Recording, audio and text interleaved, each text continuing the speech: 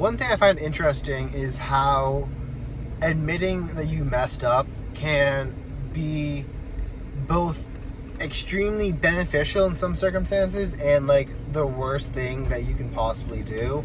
And I'm sure this has to do with nuances, and trying to apply this autistically without regards to those nuances is not going to go well for you. But there have been at least one time recently and 2 times in recent memory where admitting this has helped me a lot. So the recent example was flying back from visiting my friend out in Kentucky. I thought my flight left at 6:30. Turns out left at 5:30. I get to the gate. Well, I get to the where I'm checking my bag, and the lady's like, "We're not taking bags for this anymore." And I just told her I fucked up. Like, I thought this flight left at 6:30, left at 5:30. Is there anything that you can do to help me? And instead of coming at her with a bunch of excuses or getting mad or anything, she was super helpful about this. And then eventually she booked me on another flight. I connected through JFK and eventually got home. But another time was at college. And like, people have nightmares about this. It literally happened to me.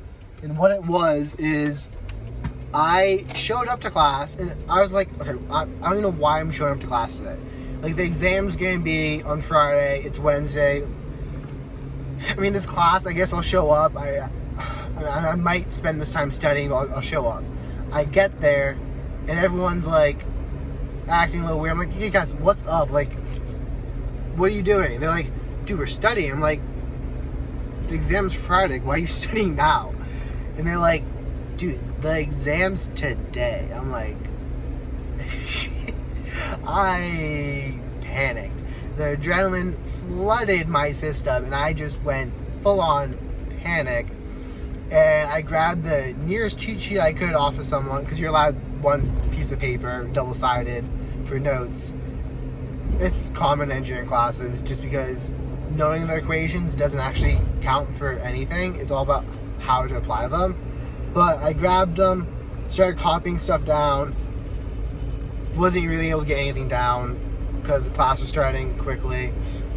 And right as the professor walked in, I walked up to him and I was like, I don't know, give you some example. I've been straight A's since I was like in elementary school and they started giving out A's. Like, literally to my detriment, and I do say to my detriment, I identified as a straight A student, which meant that I would do whatever it took to maintain that straight A's. And what it took was a lot of sacrificing of health, sacrificing of family time, sacrificing of social time in order to study and kill myself in order to maintain a GPA, which doesn't actually matter that much. But with that said, I was panicking. I was going to fail this exam. And I go up to the professor. I'm like literally trying to choke back like tears because I'm having a panic attack at this time. And I just looked him dead in the eye and I'm like, I fucked up. I thought this exam was in 2 days. And the thing is, he saw how much that exam meant to me. He saw how much, like, how panicked I was. And I was a good student. I answered his questions. I always participated in class. I was one of the best people at participating. And he knew that because I had established myself as someone who actually tried, who cared about the class, and I had made a good first impression, which is something my dad always tells me. He's like, make a good first impression on the first day of school, because that's what counts later on, and you can leverage that. So I was able to leverage that, and he saw the panic. I just blatantly came to him, I fucked up. I thought this exam was in 2 days. Is there anything that you can do to help me? And he allowed me to take the exam the next day with people who were taking the makeup exam, and I was so thankful for that.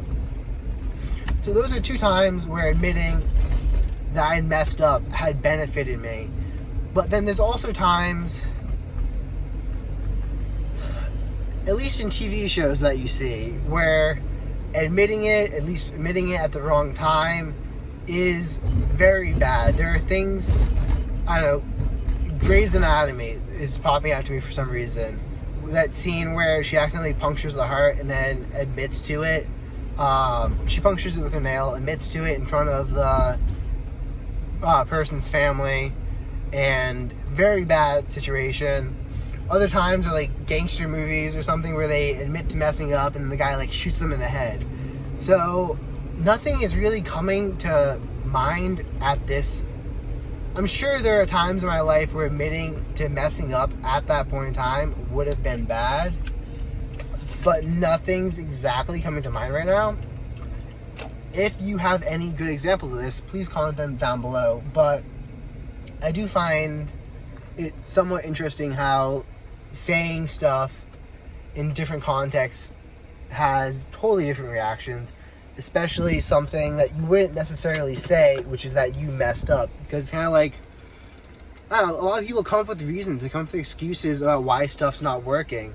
And sometimes you just need to like admit that you messed up and that this was your fault and you let the ball slip. And doing that can actually be the best thing for you to do, even though at the time it feels like one of the hardest things to do, because you don't want to admit you're wrong. You want to admit that you messed up.